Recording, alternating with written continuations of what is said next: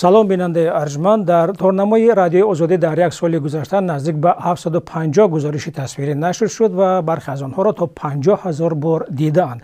اگر 10 ویدیوی پربیننده را رده‌بندی کنیم خواهیم دید که کدام موضوعها بیش از همه دقت مردم را به خود کشیدند. در جای دهم ویدیوی ملاقات شهردار دوشنبه محمد سعید عبیدالله با فعالان شبکه فیسبوک. بینندگان به صورت عموم از این تشبث حمایت کردند. چندی از آنها نوشتند چرا این اقدام دائمی نشده است. با هدفی که شما با من رابطه مستقیم داشته باشید.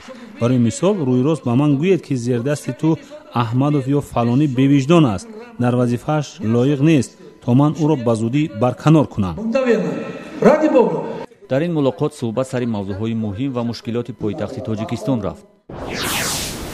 مصاحبه با پزشکی که برای طبابت علی بیدکی فرمانده یک گروه مسلح که اوایل سال 2011 کشته شد زندانی شده بود نیز بیننده زیاد داشت. شاید بسیاری ها این نوار را با دقت تماشا کردند که از زبان جراح عبدالله وزیرов حقیقت های را بشنوند.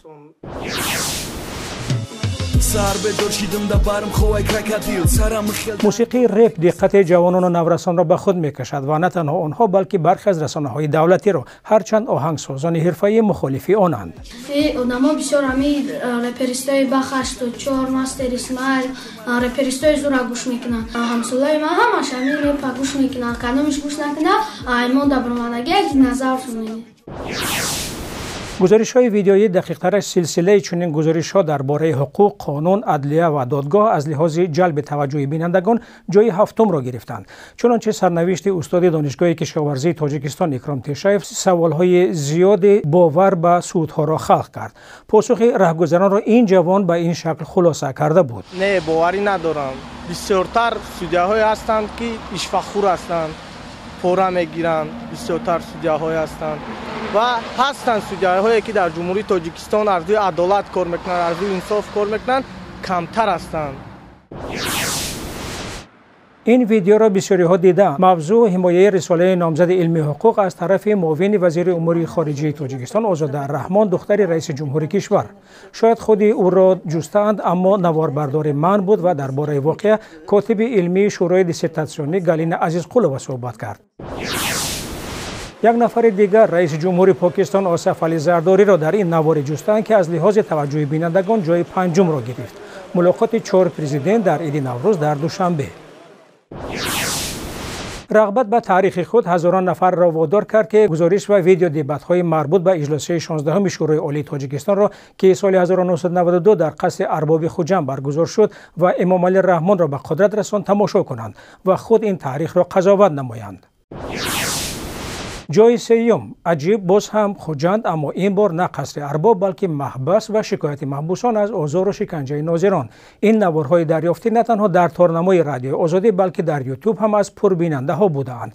نتیجه اشان هنوز نامعلوم.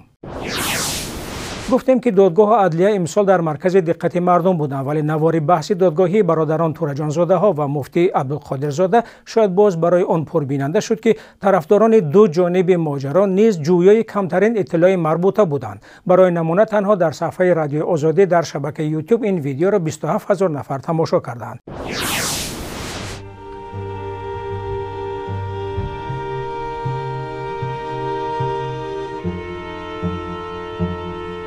اما بیشترین توجه بیننده ها را عکس و ویدیو از عملیات حربی ماه ایول در خاروق به خود کشید. طور معلوم آن روزها ولایت مختار کوهستانی بدخشان در بلاکاد اطلاعاتی قرار داشت. رابطه تلفنی با این منطقه قطع بود و آوازه ها زیاد و مردم می‌خواستند حقیقت را با چشمان خود بینند.